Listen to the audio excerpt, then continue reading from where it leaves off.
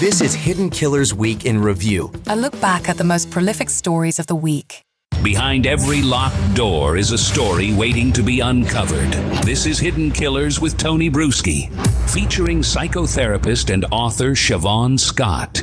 Diddy is behind bars and will likely be for quite some time. Bail has been denied. Bond has been denied. He is sitting there because, well, he's frankly a flight risk, and he has a lot of money to get out of the country without a passport if he wanted to. So I think his days are well, the numbered days are done. He's now behind bars. Siobhan Scott, psychotherapist and author, joining me to discuss. I don't know if you saw this earlier in the week. It was literally the afternoon before he was arrested. And there's a picture of him in Central Park, just sitting there on one of the hills overlooking people picnicking, playing out in the big green space.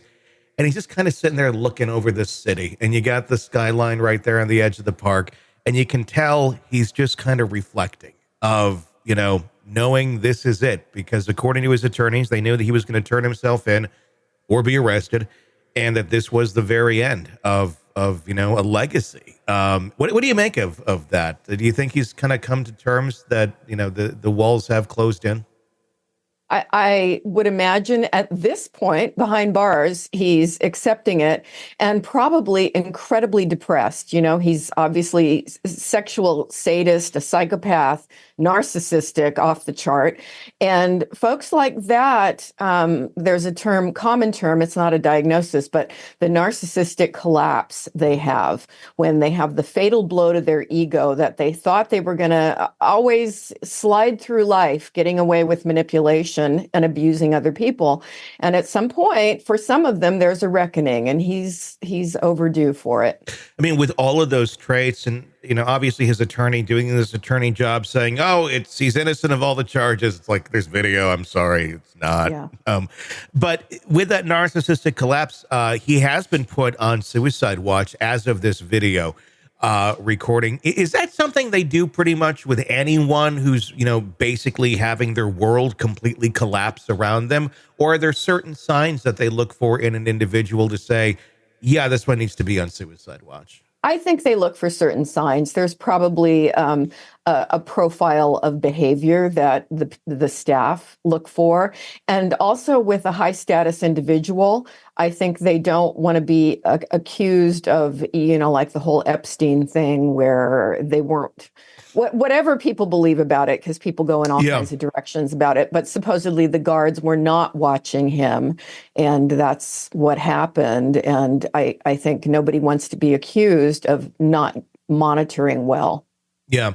And that's an interesting thing. I mean, it's like two different areas of money here, though. But Diddy is money, is Hollywood, is the music industry. Epstein was money, politics, world leaders, things of that nature. Yeah. So, I mean, there's plenty of people that have argued that Epstein did not kill himself. He was killed, so he couldn't talk about people he was involved in. Yeah. Do you think we're in that sort of level of danger with Diddy? Obviously there's a lot of people out there who probably don't want information that he has to get out. Yeah, I tend to lean away from conspiracy theories, but I, can respect that other people see them where maybe I don't see them. Mm-hmm. So I would not think so.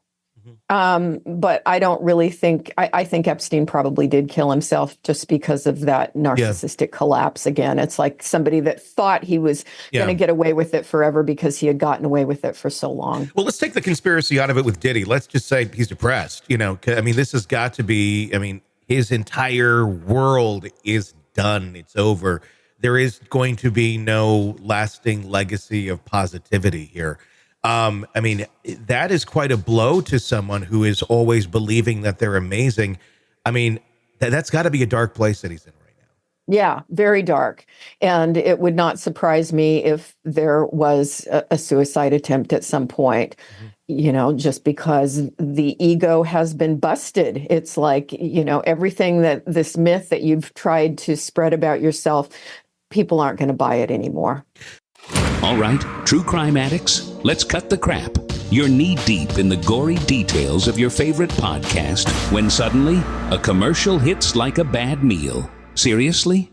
You deserve better. Upgrade to True Crime Today Premium Plus on Apple Podcasts, where you can binge without those annoying ads. Plus, get extended interviews that go deeper into the darkness and early access to episodes so you can be the first to know. It's like trading up from fast food to fine dining, but with more blood. So, go ahead.